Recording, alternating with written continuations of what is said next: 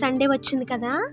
Varieties of chicken recipes కోసం చూస్తున్నారా? అయితే అస్సలు టైం వేస్ట్ చేయకండి. హ్యాపీగా ఈ రెసిపీని ఫాలో అయిపోండి. చాలా యమ్మీగా, టేస్టీగా ఉంటుంది. ఫస్ట్ ఒక కడాయి తీసుకొని అందులోకి కర్రీకి సరిపడా ఆయిల్ వేసుకొని, ఆయిల్ హీట్ అయ్యాక కొంచెం జీలకర్ర వేసుకొని వేయించుకోండి. జీలకర్ర వేగాక ఈ విధంగా మీకు తగినంత ఉల్లిపాయలు, పచ్చిమిరపకాయలు వేసుకొని గోల్డెన్ బ్రౌన్ వచ్చే వరకు వేయించుకోవాలి. ఇప్పుడు ఇందులోకి మీరు తెచ్చుకున్న చికెన్ వేసేసుకొని, పసుపు వేసుకొని బాగా కలుపుకొని మూత పెట్టుకొని 50% చికెన్ కుక్ అయ్యే వరకు కుక్ చేసుకోండి.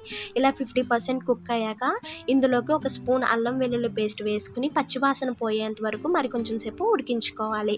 తర్వాత ఇప్పుడు ఒక బంగాళదుంప తీసుకుని ఈ విధంగా పొడువుగా కట్ చేసి వేసుకోండి, టేస్ట్ బాగుంటుంది.